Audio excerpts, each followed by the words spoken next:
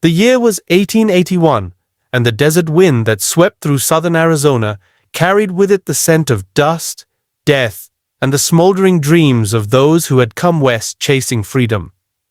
Among them was 17-year-old Eliza Thornhill, a girl with fire in her veins and ashes on her boots, stepping off a supply wagon in the frontier town of Tombstone with nothing more than a busted satchel, a lock of her dead mother's hair, and a rusted silver cross pinned to her coat. Tombstone was a town between realities, a place where silver struck the earth like lightning, drawing fortune-seekers, outlaws, and drifters like moths to a flame. It was no place for saints, and certainly not for girls who still believed in prayers. Eliza had come here not for salvation, but for survival.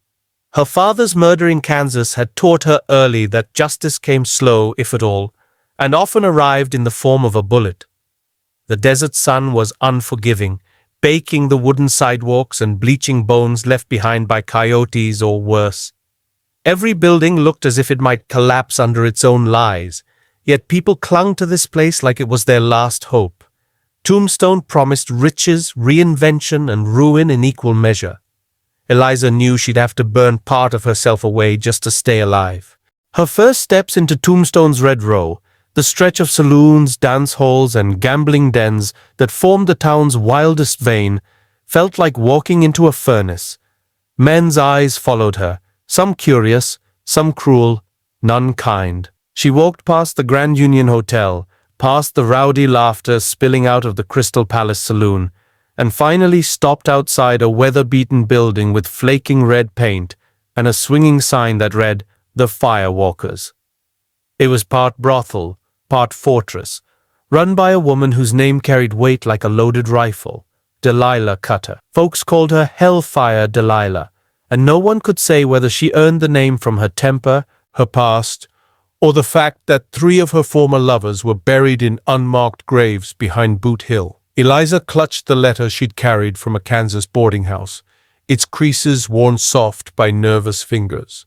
The letter was short and cryptic. "Delilah owes me. She'll give you a bed. Maybe more if you prove yourself." The signature at the bottom was all that mattered.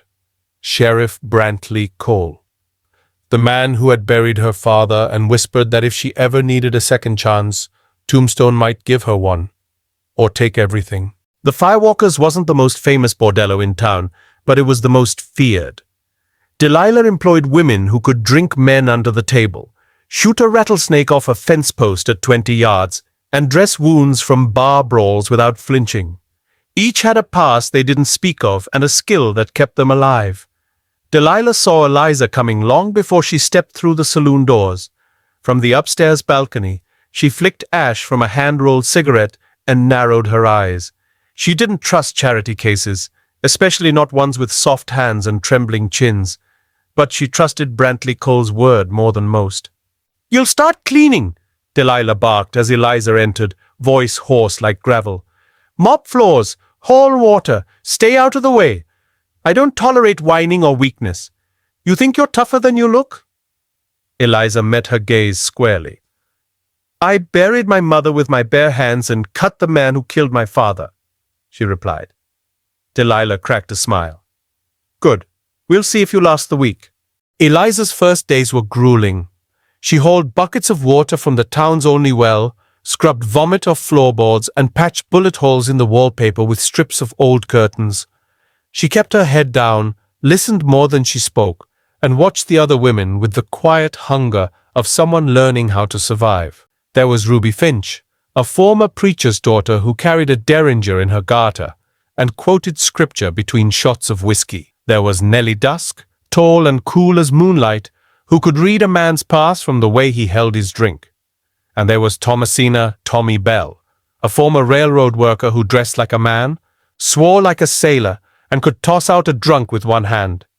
They didn't trust Eliza at first, but they watched her work, watched her keep her mouth shut, watched how she flinched at nothing, and slowly began to speak her name without contempt. Nights in the Firewalkers were a blur of laughter, screams, card games, and fistfights. Men spilled through the doors like storm water, full of stories, sins, and silver. The women danced, sang, and drank, not because they wanted to, but because it kept the customers spending. The air was thick with smoke, sweat, and perfume that barely masked the rot underneath. Eliza learned to move quickly and quietly, to avoid hands that reached too far, to pour drinks without spilling, and to disappear when trouble brewed. One night a gambler named Finch Macaulay tried to force his way into Ruby's room after she turned him down. Eliza didn't hesitate. She cracked a whiskey bottle over his head, dragged him down the stairs by his collar, and dumped him in the street. Delilah watched the whole thing without blinking. "Maybe you've got steel in you after all." Delilah Cutter ran her establishment like a general commands an army. She believed in loyalty, silence, and strength above all else.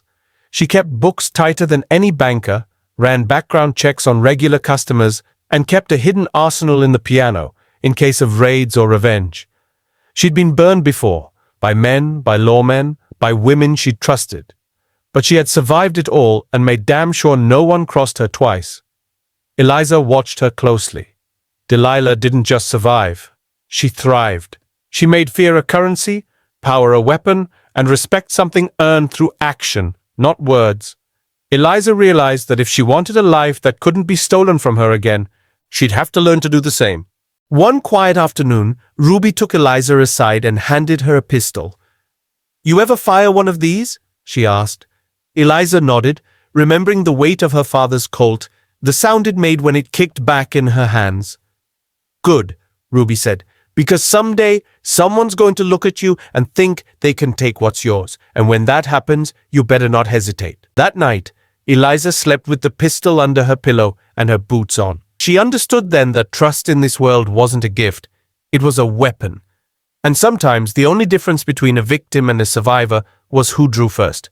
Over the weeks, Eliza began to earn more than respect. She began to earn trust. Delilah let her work the floor, pouring drinks and flirting with travelers. Ruby taught her to play poker, and Tommy showed her how to break a man's wrist with a flick of the elbow. They were women born in fire, and Eliza was becoming one of them. She started wearing a red kerchief to signal she could handle herself, and men who underestimated her soon learned that behind her polite smile was a sharp tongue and a sharper aim. She wasn't there to please anyone. She was there to survive and maybe someday to own the place herself. But the frontier always pushed back. One night, a group of riders rolled into town, Union deserters turned bounty hunters, mean, drunk, and armed. They swaggered into the firewalkers like they owned it, breaking bottles, cornering women, and daring anyone to stop them. Delilah stood her ground, but it was Eliza who fired the warning shot. The silence afterward was thick as molasses. The leader, a scar-faced brute named Gentry, laughed and stepped forward. "You gonna shoot me, little girl?" he sneered. Eliza didn't flinch. "Not unless you give me a reason," she said. He looked her up and down, then backed off. That night, the women of the firewalkers toasted Eliza for the first time. She wasn't just surviving now, she was staking her claim. Tombstone was changing, and so was Eliza. The silver boom brought more people, more money, more danger. Lawmen walked streets slick with blood, and everyone knew the peace was temporary. But within the walls of the firewalkers, a strange kind of family had formed. Women who had nothing left but grit and fire had made something of themselves. They weren't saints, but they were survivors. And Eliza, the girl who had arrived with dust on her lips and fury in her bones, had become something stronger, not innocent, not broken, just sharpened. She had walked through fire and come out burning. The next morning, the firewalkers buzzed with new energy. Word spread fast in frontier towns, and Eliza's showdown with Gentry became the talk of Tombstone before the sun even cleared the ridge. Shopkeepers whispered her name behind counters. Drunks at the Birdcage Theater bragged they'd seen it all. Some said she aimed straight between his eyes. Others claimed she fired 2 shots and knocked the gun from his hand. The truth didn't matter, the legend had begun. Delilah watched the reaction with a glint in her eye. She didn't like unnecessary attention, but attention that brought power? That was different. "You'll be working the front tonight," she told Eliza. "Keep your smile sharp and your trigger closer." Eliza nodded. knowing full well that fame in Tombstone came with a price. That night, the saloon filled faster than usual.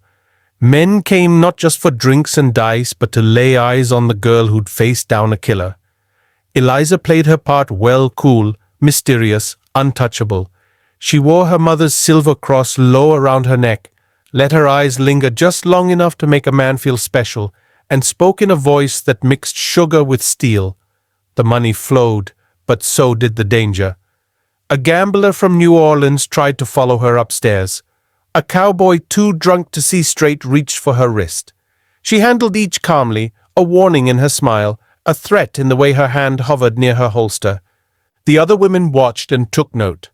Eliza was no longer a girl learning the trade, she was setting new rules. Delilah began teaching Eliza more than survival.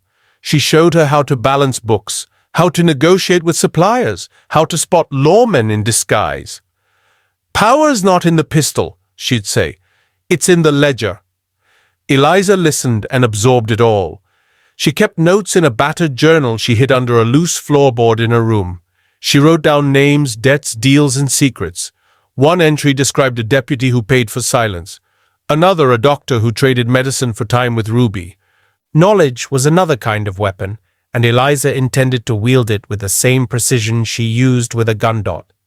But as her power grew, so did resentment. Not everyone in the Firewalkers welcomed her rise. Nellie Dusk, the cool-eyed veteran, began speaking in clipped tones.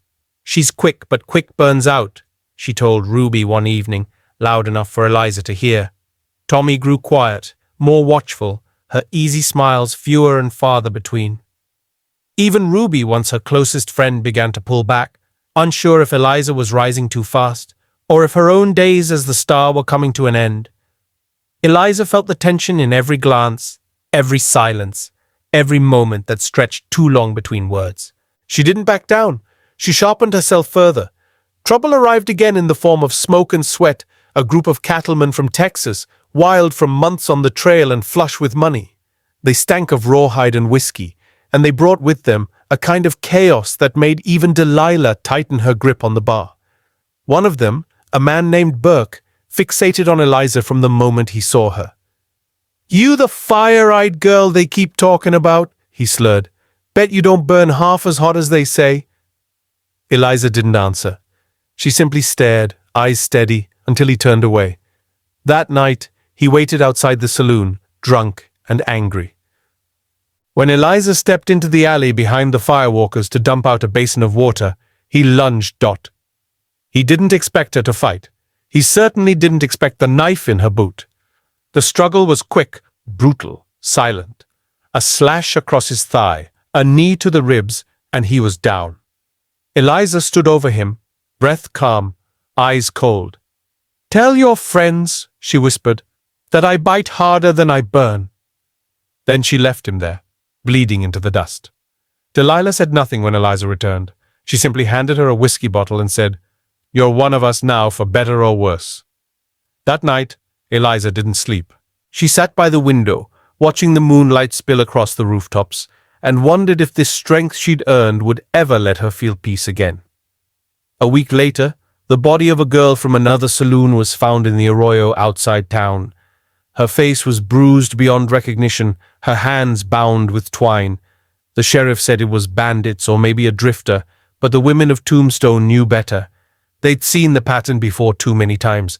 Delilah called a meeting in the Firewalkers' back room. No lawman came. No man was invited. It was just the women, all of them. Ruby, Nellie, Tommy, Eliza. Even the new girls, trembling and wide-eyed. "We don't wait for justice," Delilah said. "We are justice." A new rule was carved that night into the heart of Tombstone. Hurt one of them, and the rest would come for you. Eliza was assigned lookout duty. She began mapping the habits of dangerous men, what time they drank, who they visited, what they said when they thought no one listened. She wrote it all down. She became a quiet ghost in the corners of saloons, the shadow behind swinging doors. The girl men forgot was watching. Her memory was sharp, her gaze sharper. Within weeks, they'd identified the man who killed the girl, a traveling photographer who liked to ask women for portraits in private. When he returned to Tombstone, the women were ready. He left town in a pine box, and no one asked who put him there.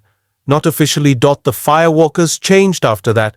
It was still a place of music, drink, and sin, but it became something more. A fortress, a sisterhood, a line drawn in the sand. Women began coming not just for work, but for protection. Delilah started charging no fee for those fleeing abusive men, demanding only that they learn to work and to fight. Eliza became a gatekeeper, interviewing new arrivals, teaching them to shoot, reading their eyes for lies and fear. She felt older than her years, carved out by the choices she'd made and the pain she'd buried. But she didn't regret any of it. Not anymore. And yet, every night, she still dreamed of Kansas, of the sound of wheat fields in the wind, of her father's laugh, of her mother's hands on her cheeks. The Firewalkers had given her purpose, safety, power, but not peace. That was something the desert couldn't provide. Not to women like her, not after all she'd done. She stood on the balcony of the saloon each dawn, watching the sunrise bleed across the mountains, wondering how long this strength could last before it turned to stone. But each morning she put on her boots, checked her pistol, and went back inside. Because surviving wasn't the goal anymore, leading was. The fire crackled low as Lucy, Emily, and Rose sat in a circle beneath the open sky, their faces lit by flickering orange light. The weight of all they'd done, and all they still had to do, hung heavy in the air. They had taken down 2 of Harper's top men, but the head of the snake was still out there, coiled and dangerous. Emily pulled out a worn-out map and traced her finger along a narrow canyon west of town. "Blade Jack's hiding here," she whispered. "If we cut him off, the rest of the gang will scatter." Rose checked her rifle, eyes burning with determination. Lucy stood up, wind brushing her coat like a silent signal. "Tomorrow night," she said, "we finish what we started." In the distance, coyotes howled, but none louder than the storm brewing in these 3 women's hearts. They weren't just protecting a town anymore, they were rewriting what it meant to fight back. Devil's Hollow was a place even lawmen avoided after sunset, but Lucy, Emily, and Rose weren't lawmen. They were ghosts of justice. They arrived just past midnight, their horses silent beneath them, their guns loaded with intent. Shadows moved in the rocks above Blade Jack's scouts. Emily climbed a steep cliff without a sound, dropping 2 lookouts before they could blink. Rose slipped through the canyon's narrow bends, planting traps, cutting off escape. Lucy walked right into the mouth of the hideout, torch in one hand, shotgun in the other. Blade Jack emerged, tall and lean, with a curved knife that caught firelight like lightning. "3 little ladies come to die?" he snarled. Lucy didn't flinch. "No," she said, cocking her gun. "We came to bury you." The fight was brutal and fast. Jack lunged, blade flashing in arcs like a snake's tongue. Lucy ducked, rolled, fired, missed. Emily dropped from above, knocking Jack to the dirt. He roared like an animal, slashing wildly, cutting Emily across the shoulder. Blood spilled, but she didn't stop. Rose charged, swinging her rifle like a club, slamming the side of his face. Jack staggered. Lucy stood again, leveled her shotgun, and fired. The blast echoed through the canyon. Jack hit the ground, alive but broken. "You fight like devils," he gasped. Rose spat. "No, we fight like women who've lost everything."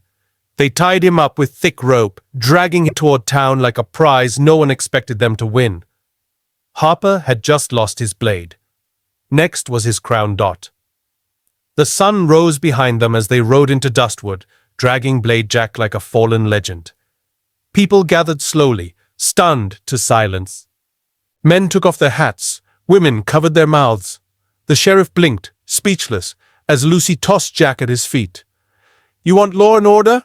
she said. "Then hold this monster accountable." The sheriff nodded, taking the rope. But it wasn't him the crowd cheered, it was them. Emily, wounded but upright. Rose, steady as stone. Lucy, fierce as flame. A little girl ran up to them, clutching a dusty flower. "You're like heroes in Mama's bedtime stories," she said. Lucy smiled, but her eyes were distant. Heroes bleed, she thought, and the war wasn't over yet. In a hidden canyon far from Dustwood, Harper stared into the flames, eyes narrowing.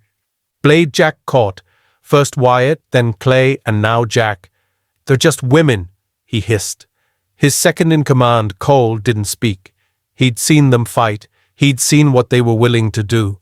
Harper slammed his bottle down. We hit Butterfield Bank. Founders Day. Vault full. No law around. Cole hesitated. You sure that's wise? Harper glared. The town celebrates while we take their soul. Word spread quickly, and soon Harper's men were on the move. They didn't know 3 shadows followed them, determined, deadly, and more dangerous than any outlaw could dream. Lucy sat in the saloon, quiet in the corner, hat low. She heard them talk Harper's men, drunk and sloppy, laughing about the bank job. Founders Day's perfect, one slurred. They'll be too busy dancing to notice. Lucy smiled without humor, finished her whiskey, and walked out into the dusk. Emily and Rose were already waiting by the stables. They're hitting the bank, Lucy said. Soon. Emily wiped the blood from her bandage, her eyes cold. Then we'll be waiting. Rose tightened her gloves. Let's give 'em a Founders Day they'll never forget. They rode into the night 3 shadows, 3 storms, chasing a coming war dot. The morning of Founders Day was bright and cheerful. Banners flew, children ran with candy, and music echoed through the streets. But beneath the joy, the bank vault ticked like a trap. Lucy, Emily, and Rose stood on the rooftop of a tailor's shop, watching every alley. At noon, the gang arrived clean-shaven, dressed as townsfolk. One held balloons, another a basket of pies. But Lucy saw the way they moved, the glint beneath their coats. Showtime, she whispered. As Harper's men stepped toward the bank doors, Emily fired a warning shot into the sky. Panic exploded. The women dropped from the rooftop like fury with wings. Gunfire tore through the square. Harper's men scrambled, some drawing weapons, others running. Lucy fired both pistols at once, spinning behind barrels. Emily dove through a fruit stand, her rifle picking off 2 outlaws mid-run. Rose charged the leader, her shotgun glowing hot in her hands. The townsfolk ran screaming, but some stayed, men with axes, women with pitchforks. The town had changed. The town had learned from its daughters. Together they fought. The gang began to falter. Harper's men realized too late this wasn't a robbery. This was a reckoning, and the reckoning had 3 names. Harper appeared at last, emerging from the smoke like a devil in human skin.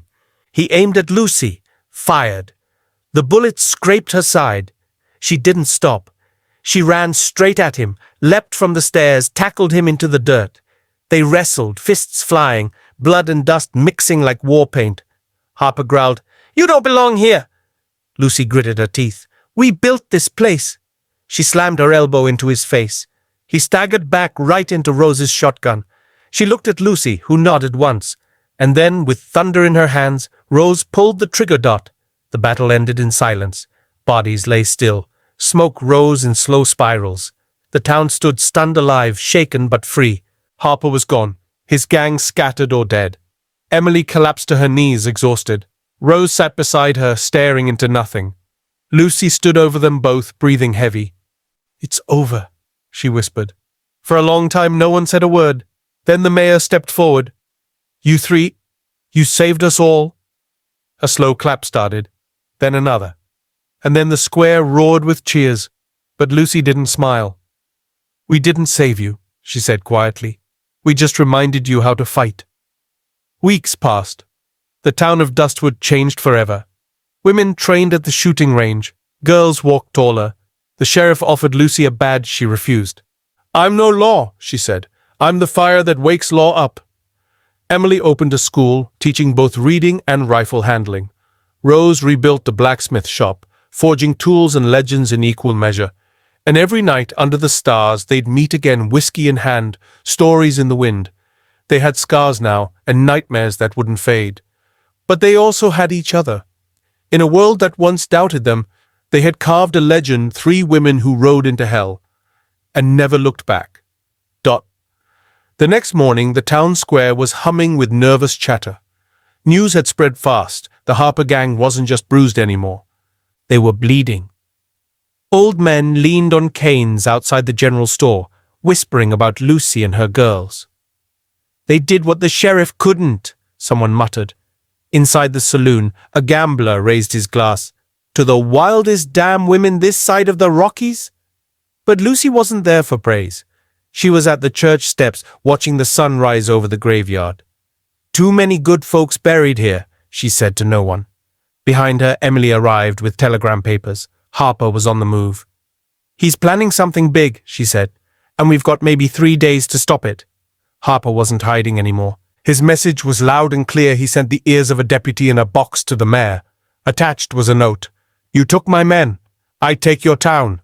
The town council panicked. Shops closed. People packed bags. The sheriff called an emergency meeting but had no plan. He's got over 30 guns and the mountain pass to his back, the sheriff said, sweating. We'd be walking into death. But Lucy stood up in the crowd. Good, she said. Let death see who walks taller. Emily laid out a map on the table. He'll come through Sandpoint Ridge at dawn. That's where we hit him. The mayor looked around. Who's we? Rose cocked her rifle. Us, and anyone with a spine. They spent the night preparing. Old miners brought out dynamite they'd stashed for years. Blacksmiths sharpened rusted blades. Even children carried buckets of water, eager to help. Lucy trained the young, while Emily and Rose oversaw the traps. They were no army, just a town of broken people with fire in their hearts. At midnight, Lucy climbed the church bell tower and rang it loud. The people gathered in silence. We're not just defending land, she said. We're defending the right to live without fear, to walk our streets without ghosts in our shadow. Her voice echoed across the rooftops. If we don't stand now, we never will. As dawn neared, Sandpoint Ridge transformed into a battlefield of quiet traps and hidden fighters. Nets, tripwires, dynamite tucked in rocks. Lucy crouched behind a boulder with her repeater rifle. Emily had set up with a scoped rifle on the high ridge, watching the trail. Rose stood near the dynamite switch, eyes calm and ready. Then hooves, dust, whistles. Harper's riders approached, row after row, laughing, howling, cocky. I smell cowards, one shouted. But then the first explosion tore through their left flank. Chaos erupted, guns fired, horses screamed. Lucy stood tall and fired shot after shot into the canyon, no longer defending, attacking. The ambush turned bloody fast. The women fought with grit that made grown men freeze. Rose dropped 3 men with calm precision, never flinching. Emily's bullets found targets before most men saw movement, and Lucy, she was everywhere, leading with fire in her eyes. Harper's men were stunned. This wasn't just a fight, it was judgment, a final reckoning. Smoke curled into the sky like a funeral prayer. When Harper finally rode in, flanked by his last remaining thugs, he found a canyon painted in fire and blood. Come out, Lucy, he roared. Let's finish this. Lucy stepped into the open, guns down, hands empty. You want me? She called. Here I am. Harper dismounted slowly, his gold-handled revolver gleaming. You ruined everything, he spat. You killed my brother. Lucy didn't blink. He killed children. You made this personal. They circled each other as the town held its breath. 1 shot each, Harper sneered. Like old times. Lucy gave a slow nod. Like old times. But as Harper raised his gun, a shot rang out. He dropped, blood blooming on his chest. Behind Lucy, Emily lowered her smoking rifle. I never liked old times. Harper's body hit the dust with a heavy thud. His gang scattered like rats, dropping weapons and riding off in terror. The townsfolk emerged from their hiding places, stunned and silent. Lucy turned to Rose. Is it over? Rose gave a small smile. Feels like it. Emily climbed down from the ridge, rifle on her shoulder. Let's rebuild, and this time we do it right. They walked back together, not as outlaws or rebels, but as protectors of something bigger than themselves. The town rang the church bell at noon. It wasn't for a funeral this time. It was for freedom. Weeks passed. The town, once cracked and fearful, bloomed again. Children played in the streets. Saloon doors swung open with laughter. The sheriff retired quietly, giving his badge to Lucy, who refused it. I protect because I choose to, not for a badge, she said. Rose opened a school for girls. Teach them to read, she said, and to shoot straight. Emily bought the old train station and turned it into a telegraph office, a place for messages and for memories. A mural was painted on the saloon wall, 3 women standing tall, guns at their sides, wind in their hair. heroes of Dustvale. But even in peace, scars remained. Lucy often walked to the graves of those they lost, lighting candles, whispering names. Emily wrote their story in journals, one for each year. Someone has to remember, she'd say. Rose kept one bullet on her belt, the one she never fired. Just in case, she'd smirk. Strangers passed through town, hearing whispers of the women who took down Harper. Most didn't believe it. A myth, they'd say. But the townsfolk would smile, tip their hats, and say, some myths carry truth on their backs. One evening, under a sky glowing gold with sunset, the three women sat on the saloon porch, sipping coffee. No words, just shared glances and quiet pride. A young girl approached, no older than 10, dusty boots and curious eyes. Is it true, she asked, that you beat the biggest gang in the West? Lucy leaned forward. What do you think? The girl grinned wide. I think it's the coolest thing ever. Emily handed her a slingshot. Start here, she smiled. But remember, the strongest thing ain't your aim, it's your reason. The girl ran off laughing. And somewhere inside that dusty, stubborn town, the future of justice smiled back. At sunrise, the town of Widow's Ridge held its breath. Dust lingered in the air as townsfolk peeked from their windows, waiting for gunfire, for justice, or for another bloodbath. Lucy and Rose rode through the main street, dragging Harper's last lieutenant by a rope. His mouth was taped, eyes wild. They dropped him at the sheriff's feet. He'll talk, Lucy said coldly. Behind her, Emily carried Harper's journal, every transaction. Every betrayal, every name. Sheriff Mason opened the book and froze. His brother's name was in it. This goes deeper than I thought, he muttered. The women looked around. The town square felt different now, empowered, changed. But the battle wasn't done, not yet. Blade Jack was still out there, and someone had tipped him off. That night, the saloon's piano fell silent as a stranger walked in, spurred boots, black coat, wide-brimmed hat. His eyes scanned the room, stopping on Emily. You Harper's ghost? She asked. He smiled. No, darling, I'm the man Harper feared.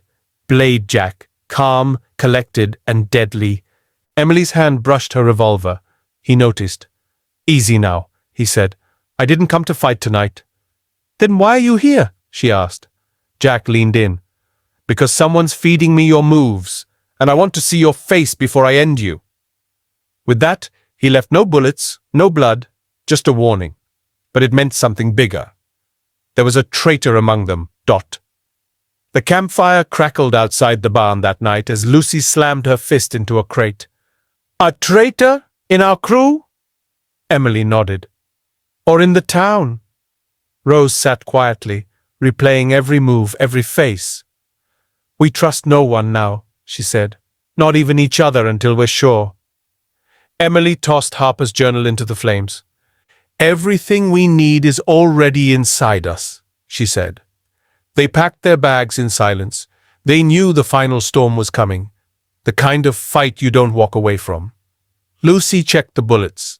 Rose kissed her locket, a photo of her mother. Emily whispered, Let's finish this. They rode at midnight, dressed in black, horses quiet, eyes cold. Blade Jack's camp was deep in the Ravenclaw ravine, a place no lawman dared enter. But these weren't lawmen. These were legends in the making. As they approached, Jack's men were drunk, celebrating early. A single dynamite stick under the whiskey barrels changed everything. Boom, chaos, fire, screams. The women moved in like shadows, taking down enemies one by one. Emily found Jack's tent empty, a note pinned to the table. Too slow. Her heart dropped. It's a trap, she screamed. And then the canyon echoed with gunfire from the ridge above. Bullets rained down from the cliffs as Jack's men ambushed from both sides. Lucy ducked behind a boulder, her shoulder bleeding. Rose threw smoke bombs to cover their retreat. Emily dragged Lucy behind a wagon, firing back with deadly aim. We were set up, Lucy gasped. By someone who knew everything, Emily said. They had to fall back, regroup. But Jack didn't chase. He wanted them alive. This was a game. And they were pieces on his board. That night, as they hid in a cave outside town, Emily realized Jack wasn't after revenge. He was after their legacy to erase their names from the history they were writing. Inside the cave, Emily lit a single lantern. "We need to think," she said. Rose unrolled the map again, now torn, blood-stained, and burned. "There's one route left," she whispered. "Through Widow's graveyard." Lucy raised an eyebrow. "That place is cursed." "Or forgotten," Emily replied, "which means Jack won't expect it." The three women agreed. They would pass through the old battlefield where so many had fallen and rise through the back ridge into Jack's new fortress. They wrapped their wounds, reloaded, and prayed not for safety, but for strength. This wasn't just war. This was legacy, and they weren't done writing it. Widow's graveyard stretched like a scar across the earth, broken swords, shattered crosses, old bones, and silence. The wind howled like ghosts, remembering their last cries. Rose walked ahead, holding a lantern high. "My grandfather died here," she said softly. Lucy touched one of the cracked tombstones. "Then he rides with us tonight." Halfway through the graveyard, they heard movement. Not Jack's men, something else. Grave robbers, bandits, lost souls who lived off the dead. A quick fight erupted, but the women moved like they were born for this. Steel met flesh, shadows dropped, silence returned, and they moved forward, leaving behind only whispers. Finally, just before dawn, they reached the back ridge of Jack's fortress, a ruined mining tower surrounded by gunmen. "There's no sneaking this time," Emily said. "Then we ride loud," Lucy replied. They mounted their horses, reloaded their final rounds, and kicked off down the slope like thunder. Gunfire exploded, sparks flew, horses screamed, but nothing could stop them now. Emily rode straight through the gate, Rose at her flank, Lucy covering them from the hill. Jack stood atop the tower, watching with cold fury. "Come on then," he growled. "Show me what legends look like." The final battle burned across the fortress like a wildfire. Bullets flew, wood splintered, smoke filled the sky. Emily and Jack met atop the tower, blades drawn. He was fast, she was faster. Their swords clashed in a fury of sparks and screams. Below, Lucy held the line with her rifle, dropping enemies one by one. Rose had rigged the dynamite. "If we don't win, we bury them with us," she had said. As Jack pinned Emily to the edge, he whispered, "You're just a girl in a man's world." She smiled, bleeding but alive. "No," she said, "we were the world. You just didn't see it coming." Then she drove her blade through his heart. The fortress burned behind them as the sun rose. Jack's men surrendered or scattered. Emily, Lucy, and Rose stood together, bloodied but unbroken. The town would never forget what they did. Songs would be sung, streets would be renamed, and little girls would grow up not just dreaming of cowboys but of warriors like them. Emily looked at the horizon. "It's over," she whispered, but Rose smiled. "No," she said, "it's just beginning." And the three of them rode west toward the rising sun, toward whatever came next, carrying not just their scars, but a legend no man could ever bury. The next morning, the town of Dust Creek awoke to the sound of silence, not fear, but peace. For the first time in years, the sheriff's office stood unoccupied, and the noose hanging in the square swayed gently in the breeze, unused. Emily, Rose, and Lucy walked through the street, not as outlaws but as legends. People stared. Hats were tipped. Doors opened. A child reached out to Rose and handed her a carved wooden star. "My PA says you're our real sheriff now." Rose blinked back the tears. Emily helped an old man lift his fallen signboard. Lucy took down the old Harper posters from the saloon wall. Justice, it seemed, wore lipstick and boots. A meeting was held in the church square that afternoon.